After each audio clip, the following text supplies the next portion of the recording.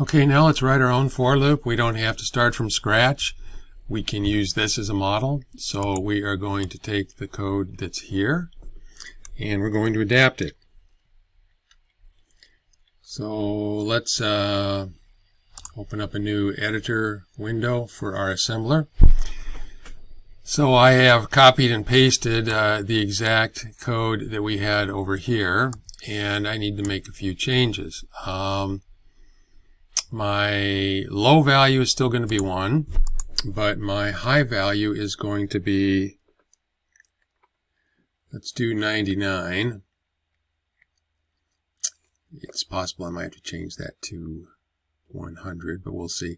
And I'm going to increment. This is my increment value down here, and it's called 1, but if I'm going to put a 2 in there, it doesn't make sense to call it 1. Let's call it 2 instead.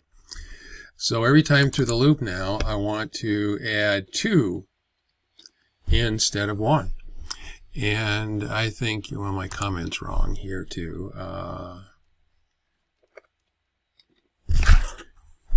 But I think everything else is correct. If I want, if I wanted to start at some other number other than 1, I would make change low.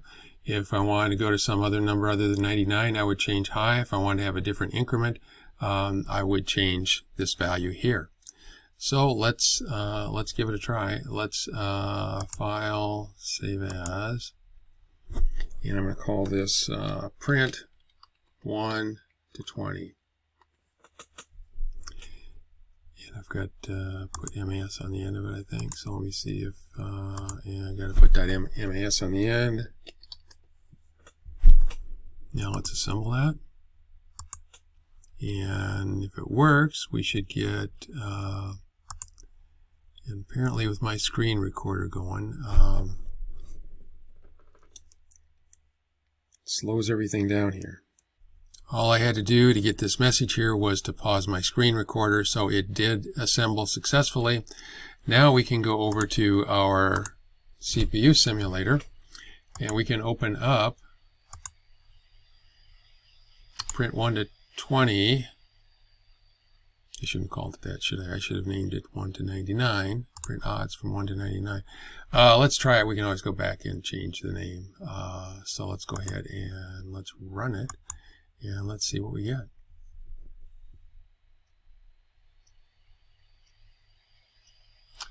And it works.